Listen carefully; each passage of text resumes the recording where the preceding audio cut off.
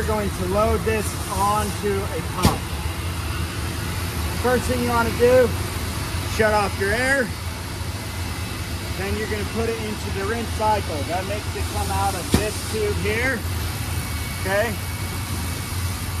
So it's going to release the air pressure into that. Now you're going to pull out your suction tube. You want a clean cloth. Take a clean cloth. Pull it out. As you can see, it's still got some fluid draining out of it. You don't want to add that fluid into there. It's going to change your viscosity. You don't want to do that. This is mixed and set to a viscosity that's already pretty thin, and if you add more solvents and stuff into it, then it's going to throw it off and you'll have product run. And so you want to be careful not having product contamination over tank.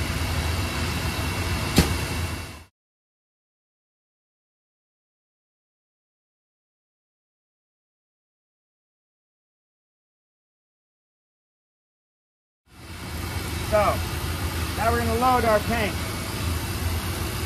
You're going to take this, you're going to make sure I stretch that. I'm making sure that I don't have any more solvent from my flush bucket coming out of it. So as you can see, no solvent draining. I want to stick this into my bucket. Then I'm going to leave this down, but slowly increase my pressure. Now, key factor on loading pumps. As I increase my pressure, I do not want to hammer. That's hammering. You do not want it hammering.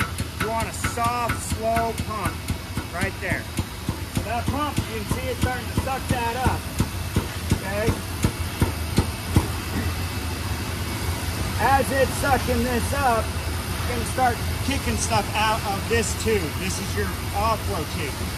This you also want to maintain and keep clean. Okay?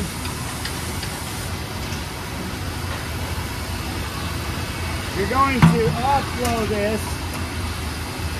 Recommend getting a junk bucket. You're just everything that's coming out of that until you get your color or your paint out is pretty much junk. It's just been paint. It's been clean, or solvents been cleaning out your lines, etc. So, you're going to increase your pump. You're going to have it slowly chugging, right? You're going to let that cycle through. Now you can see that it changed from a creamy texture into a nice liquid that's coming out. So now I'm sucking this through and back into this.